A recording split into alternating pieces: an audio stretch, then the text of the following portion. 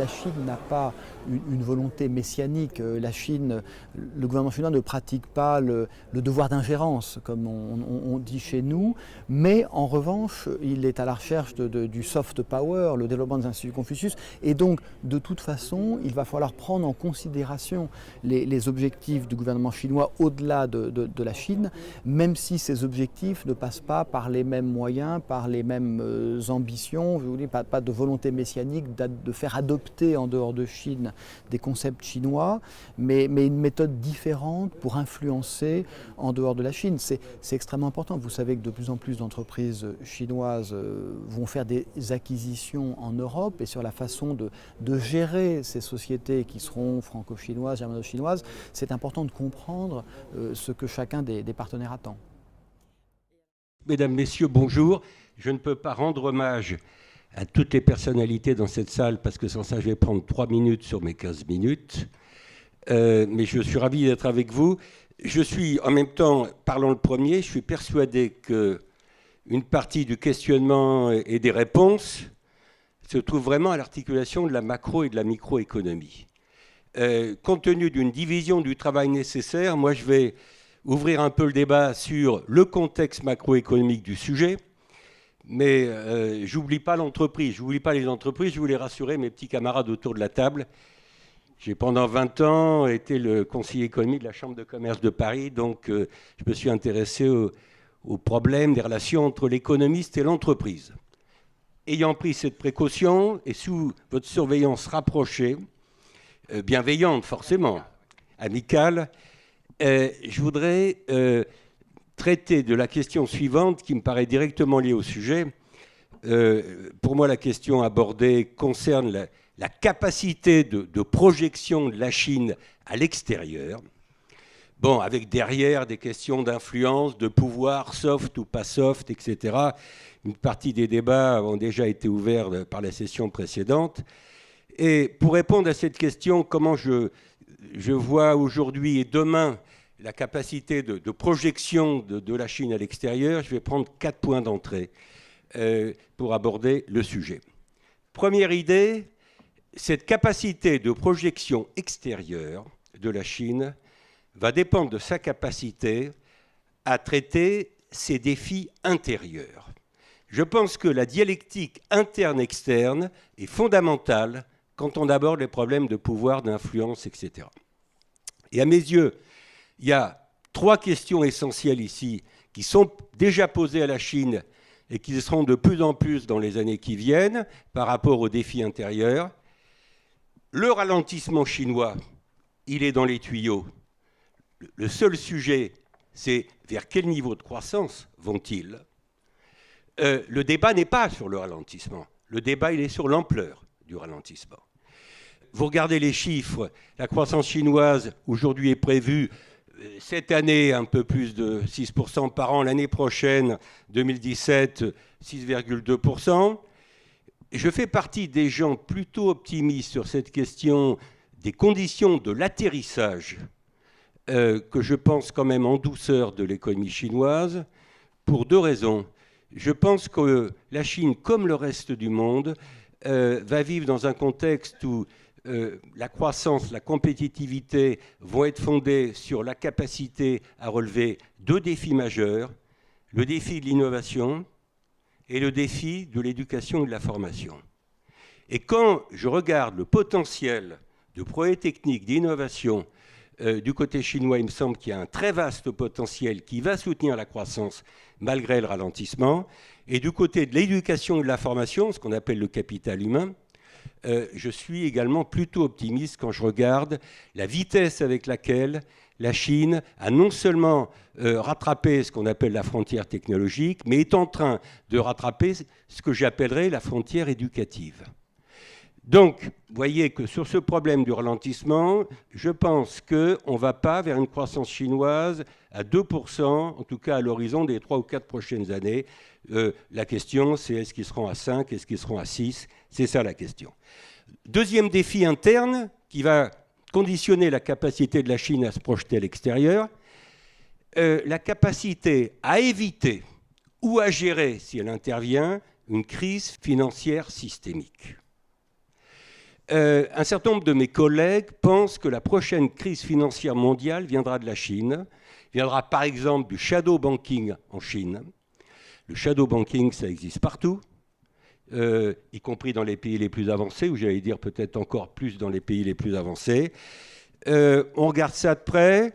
Je pense que les autorités chinoises sont tout à fait conscientes aujourd'hui du défi, disons, qui concerne leurs banques, le système financier et les difficultés ou les problèmes systémiques qui pourraient arriver dans les 2-3 ans qui viennent, et d'où la mise en place d'un système régulatoire ou d'un système réglementaire, j'allais dire, qui s'aligne progressivement sur les normes internationales. Je dis progressivement sur les normes internationales.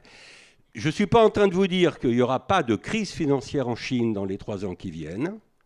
Je dis simplement que ça n'est pas inscrit dans les astres et que tout va dépendre aujourd'hui ou dans les 3 ans qui viennent de leur capacité à prévenir et à contenir ces problèmes financiers s'ils interviennent. Troisième sujet interne qui a forcément des conséquences sur la capacité de projection à l'extérieur, c'est, on parlait tout à l'heure de transition, la transition chinoise vers un nouveau régime de croissance.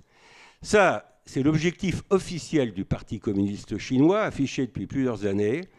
Le passage d'une croissance fondée sur la demande étrangère, c'est-à-dire sur les exportations, pour parler comme tout le monde, à une croissance reposant plutôt sur la demande intérieure, consommation et investissement. Ça, c'est l'objectif à la fois économique et politique. Cette transition vers ce qu'on appelle ce nouveau régime de croissance, c'est inscrit dans les objectifs. Pour l'instant, ça n'est pas inscrit dans la réalité économique et sociale chinoise, parce qu'il faut beaucoup de conditions. Je n'ai pas le temps d'insister là-dessus, mais par exemple, une des conditions nécessaires pour augmenter, je dis bien nécessaire et pas suffisante, pour augmenter la consommation en Chine, c'est de mettre en place un filet de sécurité sociale. Si la Chine est le pays aujourd'hui qui est le champion du monde en termes d'épargne des ménages, c'est parce qu'aujourd'hui, il n'y a pas l'équivalent d'un système même un peu développé de sécurité sociale et que les Chinois, ils doivent faire par eux-mêmes leur protection sociale. C'était mon premier point d'entrée, mais je voulais d'emblée lier l'interne et l'externe. Deuxième thème, deuxième point d'entrée du sujet sur la capacité de projection de la Chine à l'extérieur, le débat sur la Chine et la réforme de la gouvernance mondiale. La Chine et la réforme de la gouvernance mondiale, on vit dans un contexte où légitimement la Chine, qui est deuxième puissance économique mondiale, d'après certaines statistiques, peut-être la première, je ne vais pas rentrer dans ce débat statistique, mais c'est un débat en tout cas qu'on voit pointer. La Chine aspire légitimement à ce que son rôle géopolitique et politique tout court et son rôle économique et financier soient concrétisés dans les institutions ou les procédures de la gouvernance mondiale. Je suis prudent, je parle aussi bien d'institutions que de procédures parce que la gouvernance mondiale, c'est à la fois du solide et du pas solide aujourd'hui. Alors, derrière ce thème général, il y a une porte d'entrée vers des sujets totalement liés à l'actualité de ces jours-ci. Quand je parle de la Chine et la réforme de la gouvernance mondiale, je pose le problème du rôle du G20 et du rôle de la Chine dans le G20. Alors, la Chine accueille ce week-end, comme vous le savez, le G20, qu'elle a présidé pendant l'année 2016, avec des ambitions en termes de programme, puisque la Chine met au premier plan de ce G20 non seulement les débats sur la relance de la croissance mondiale, ça c'est assez habituel comme sujet de G20, mais la question environnementale dont parlait tout à l'heure Jean-Pierre Raffarin. Et moi, sur les problèmes environnementaux, je dois dire que j'ai été impressionné par l'attitude chinoise à Paris en décembre dernier, au moment de la COP21. Je pense que le signal très fort donné à Paris par le président de la République chinoise a beaucoup aidé la France et la diplomatie française à concrétiser l'accord de la COP21, même si aujourd'hui, au moment où je vous parle, l'accord il est encore un peu théorique, puisqu'il y a uniquement 25 pays qui ont ratifié l'accord de la COP21. Et nous sommes à quelques semaines de la COP22 à Marrakech. Nous sommes entre deux COP Et à quelques semaines d'encablure de Marrakech, je reste un peu inquiet, pour ma part, même si pour l'instant, personne n'a remis en cause les axes qui ont été définis à Paris. Alors, un mot sur le G20, parce que la Chine prend sa place, évidemment, autour de la table du G20 en le présidant cette année. Moi, quand je fais le bilan de la relance du G20 après 2008, mon bilan est relativement mitigé. Parce que certes, face à la crise économique et financière mondiale, le G20 nous a fait avancer sur un certain nombre de sujets. En même temps, on se rend compte que nous sommes dans un contexte où, là, ce n'est pas du soft power, c'est de la soft law. Nous sommes dans un contexte où le G20 publie des communiqués, comme le faisait avant le G7, G8, ou le fait toujours, G7, G8, des recommandations sympathiques auxquelles tout le monde adhère. Et ensuite, il y a un problème, we have to deliver. Il faut délivrer, comme on dirait en franglais. Et sur beaucoup de sujets, je trouve que les sujets abordés par le G20 nous laissent quand même un peu au milieu du gué. Donc, je pense que la Chine peut aussi, dans le cadre du G20, pousser un peu à renforcer, à durcir un peu le G20. Et puisqu'on parlait tout à l'heure des relations entre la Chine et l'Afrique, un mot sur un sujet dont on ne parle jamais. Pour moi, un des problèmes du G20 aujourd'hui, c'est la sous-représentation de l'Afrique au G20. Le seul pays africain autour de la table, c'est l'Afrique du Sud. J'ai rien contre l'Afrique du Sud, mais je dis c'est nécessaire et pas suffisant. Et compte tenu des relations entre la Chine et l'Afrique, je pense que la Chine peut pousser un peu les feux d'un système dans lequel, sans élargir trop le format par définition du G20, l'Afrique soit mieux représentée par le Nigeria, par la Côte d'Ivoire ou le Sénégal au G20, quitte à ce que les Européens se regroupent. Si la zone euro veut dire quelque chose, ça veut dire à terme une représentation unique de la zone euro au G20, en tout cas à terme, laisser un peu de place, que les Européens laissent un peu de place aux Africains. Derrière ces problèmes de gouvernance mondiale, je termine sur ce deuxième point pour dire un mot sur mon interprétation de ce qui se passe sur les banques régionales à l'initiative de la Chine. On a parlé des 2 banques régionales. La banque des BRICS, par rapport au débat que vous avez amorcé, Jean-Pierre, tout à l'heure, pour moi, en tant qu'économiste, la notion de BRICS est morte. Elle est morte. Elle est morte parce que l'hétérogénéité des performances économiques et financières entre les 5 pays est telle que si j'étais, parce que je ne suis pas un gérant de portefeuille, aujourd'hui, un gérant de portefeuille, un investisseur, n'achète pas ou ne vend pas les BRICS. Il raisonne case by case, country by country. Alors qu'il y a 10 ans, ça avait peut-être un sens de parler des BRICS. L'hétérogénéité en termes de performance de croissance, en termes de positionnement géopolitique est telle que, à mes yeux, la notion de BRICS est morte. Alors, certes, on a créé la Banque des BRICS à l'initiative de la Chine, mais une banque qui va avoir capacité d'intervention allant bien au-delà des BRICS. Ils ont créé à l'initiative de la Chine cette banque qui a été évoquée pour le financement des infrastructures. Mon interprétation, sans monopole de l'interprétation, c'est que je pense que la Chine, légitimement, fait preuve d'impatience face à la lenteur avec laquelle on est en train de modifier ou de changer le système de gouvernance mondiale. La question de la réforme du FMI et de la Banque mondiale, la question de la réforme des quotas, et donc des droits de vote derrière les quotas, au FMI, à la Banque mondiale, a été posée depuis 2008-2009.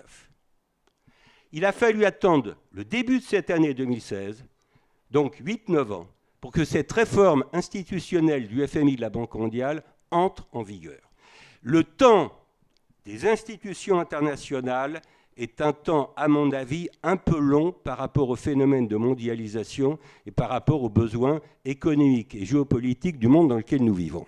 Je passe, pour accélérer, à mon 3e point, sur lequel je vais être plus court faute de temps, mais je voulais dire un mot.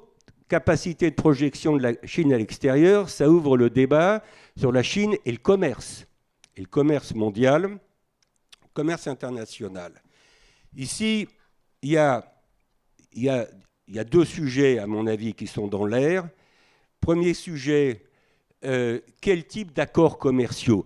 Au moment où l'OMC est totalement bloqué, La Chine en fait partie, mais l'OMC est totalement bloqué pour des raisons que vous savez, et je ne vois pas à court terme de déblocage possible des négociations commerciales du Doha Round dans le cadre de l'Organisation mondiale du commerce.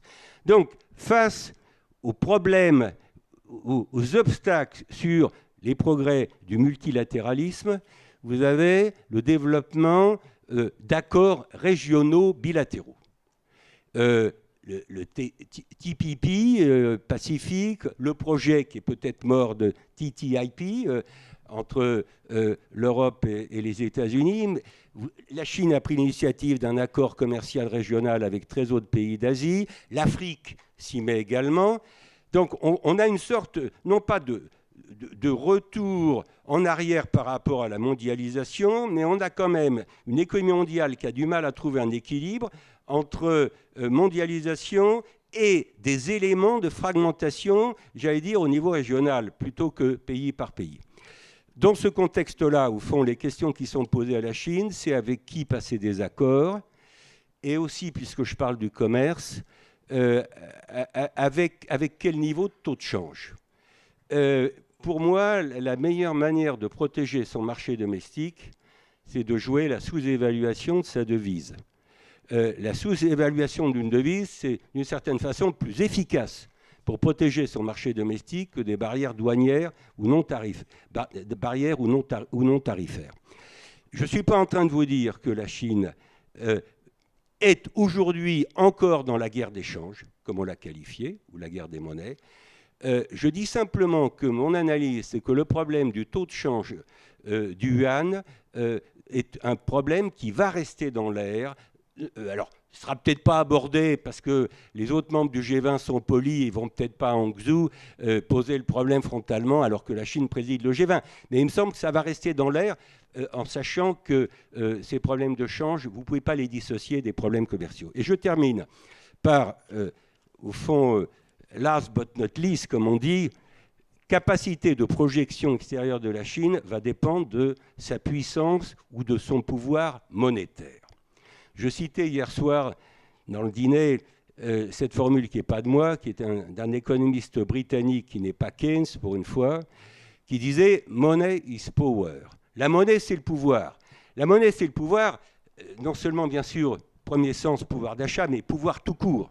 Et François Pérou en France, avec lequel j'avais eu l'occasion, quand j'étais jeune économiste, d'échanger et de travailler. François Pérou, il y a 50 ans, avait beaucoup travaillé sur cette formule, la monnaie, c'est le pouvoir. Donc, quand j'ouvre ce débat à propos de la Chine et ses relations avec le reste du monde, j'évoque quoi? J'évoque des problèmes que je ne peux pas traiter, mais que je dois citer. Premier problème, quel est le calendrier envisageable sur le passage à la pleine convertibilité du yuan?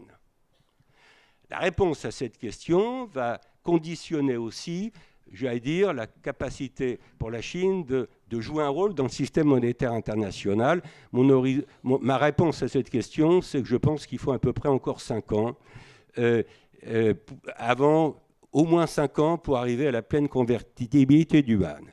Et je pense que dans 10 ans, le système monétaire international, appelé-le système ou non système, on ne va pas jouer sur les mots, le système monétaire international sera organisé autour de 3 devises. Le dollar, l'euro, qui va survivre à la crise actuelle, à mon sens, et le yuan, qui dans 10 ans sera certainement pleinement convertible. On passera d'un système monétaire actuel organisé comme un duopole de monnaie asymétrique en faveur du dollar à un système tripolaire avec 3 monnaies, même si le dollar va évidemment conserver un rôle important. La Chine essaye de s'affranchir un peu du rôle du dollar. C'est ce qu'on appelle la volonté de dédollarisation du système monétaire international de la part d'un pays comme la Chine. Je regarde les chiffres, il y a un écart entre les intentions et la réalité parce qu'il faut beaucoup de temps pour modifier les rapports de force et les parts de marché. La Chine a encore 60% de ses réserves de change en dollars et 20% seulement et déjà, je dirais, en euros. Donc la Chine fait une politique de diversification. Les fonds souverains chinois, dont on n'a pas parlé, mais je pense qu'il faut en dire un mot, parce que c'est Ce n'est pas de la monnaie, c'est de la finance, mais je ne sépare pas monnaie et finance. Les fonds souverains chinois vont jouer un rôle dans l'économie mondiale, à mon avis, qui va être croissant. Et je termine par une question d'actualité. Le 1er octobre, la devise chinoise rentre dans le DTS, le droit de tirage spécial. Les Chinois ont obtenu ça, à la limite, à défaut d'une réforme fondamentale des organismes internationaux, ils ont obtenu l'entrée du yuan comme 5e devise dans le panier de monnaie qui forme ce qu'on appelle le droit de tirage spécial, DTS. C'est un symbole politique fort. Du point de vue monétaire, ça ne change pas mes nuits. Parce qu'aujourd'hui, le DTS, il ne sert à rien. Il ne sert à rien, c'est uniquement, enfin je suis méchant quand je dis ça, c'est uniquement l'unité de compte des opérations du FMI, de la Banque mondiale. C'est pas rien, mais je veux dire, le DTS joue un rôle epsilonesque, pratiquement nul dans le système monétaire international. Donc, pour que cette entrée de la Chine dans le panier de monnaie qu'est le DTS soit le début de quelque chose, la réflexion qu'il va falloir avoir tous, Européens, Américains, Chinois et autres, c'est si on veut réduire certaines asymétries dans le système international, si on veut avoir un système monétaire international qui reflète plus les rapports de force, est-ce que la voie du DTS est la bonne ou est-ce qu'il faut d'autres voies? Moi, pour ma part, aujourd'hui, je reste sceptique sur la voie du DTS. Je reste sceptique parce que je travaille sur la monnaie depuis longtemps, je suis un vieil économiste, et je n'ai jamais rencontré dans l'histoire ou dans la géographie une monnaie qui soit définie comme un panier de monnaie, et le DTS aujourd'hui est défini comme un panier de monnaie. Je n'ai jamais rencontré dans l'histoire ou dans la géographie une monnaie définie comme un panier qui s'impose. Il faut, à mon avis, d'autres voies pour aborder le problème du rééquilibrage du système international. Merci de votre attention.